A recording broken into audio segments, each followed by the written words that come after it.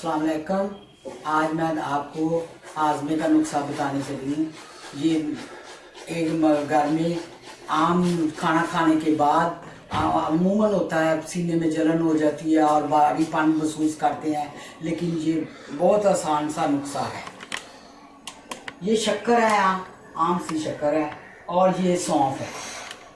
आप इसको देख सकते हैं, ये मैंने सौंफ ली है, ये मैंने शक्कर ली है। अब मैं इसको भून लूँगी, कच्ची भुनी जिसे कहते हैं, वो मैं करने लगी। आप इसको देखिए, इसकी तरकीब।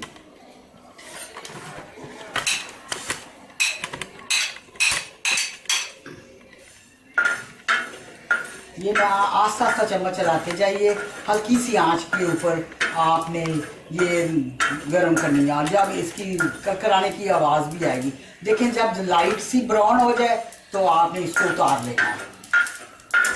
ये देखिए वो चली है तकरीबन, बड़ी प्यारी इसमें से खुशबू भी आती है।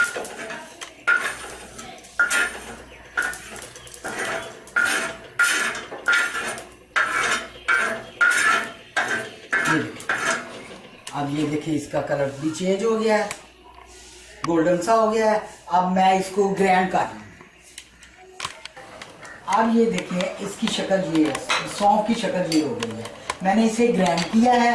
ग्राइंड करके आप ग्राइंडर मशीन में भी कर सकते हैं। इसे आम घरों में दौड़ी होती है जिसमें हम मसाला पीसते हैं, उसमें भी कर सकते हैं। इस तरह इसका पाउडर सा बना लेना है। पाउडर सा बना के आप फिर इसको मिक्स कर लेना है। क्या करना है, इसको मिक्स कर लेना आसानी से, ये हो जाता है। ये देखिए मिक्स हो गया। जितनी हमने सौंफ की पाउडर लिया है उतना ही हमने शक्कर लेनी है। हाँ, वजन लेनी है बराबर सी लेके। तो रोजाना खाने के बाद, दोपहर के खाने के बाद आप इसको हाफ स्पून ले लेना है, चाहे पानी के साथ चाहे वैसे ही चूस ले, कोई इसमें जायका नहीं है। तो इंशाल्लाह कभी भी हर चीज़ हजम होगी जो भी आप खाएंगे और बगैर किसी तकलीफ के। ये मेरा आजमाया हुआ नुस्खा है। अल्लाह हाफिज़।